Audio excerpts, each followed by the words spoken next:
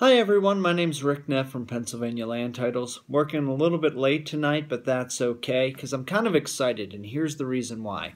The closing disclosure, or TRID closings, which we've been scaring you about for months on end, well, we're finally starting to see them approach to the closing table. We're going to have our first one here within the next week, and then right after that it's going to be an absolute waterfall of TRID closings. We've been keeping track. We've been indexing all of our information with you. We've been requesting a lot of extra information from you. Why? So we can close on time. The ones we have closing here within the next week, these are all closings where the agents were fantastic with getting us everything we need right on time. The lenders were absolutely marvelous to work with, and I have to tell you, they're lenders with a strong reputation of always getting everything together in a timely fashion too. So once again, it really does matter who you work with and who you choose to work with as we go forward. That saying, we finally have finished a couple closing disclosures. They're actually being mailed out or sent out to the buyers right now tonight.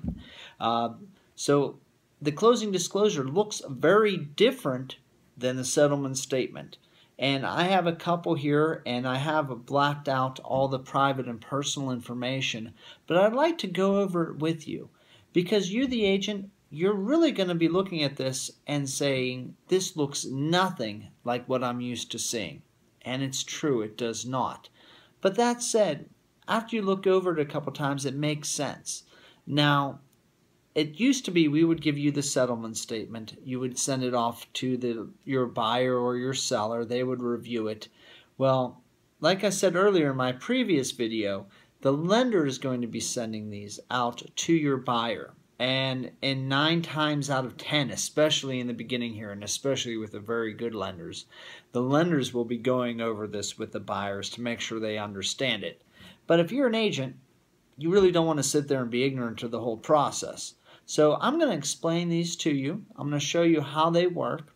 There is a combined form, but 9 times out of 10 you're not going to see the combined form. You're going to see either a buyer's closing disclosure or a seller's closing disclosure. Because if you remember in my previous video, I talked about how privacy is the new paramount objective of this whole setup as far as the TRID goes. Privacy is a very large plank of it. That, and they want to make sure that the buyers understand their fees well in advance to what we sometimes see today. So I'm very excited for it.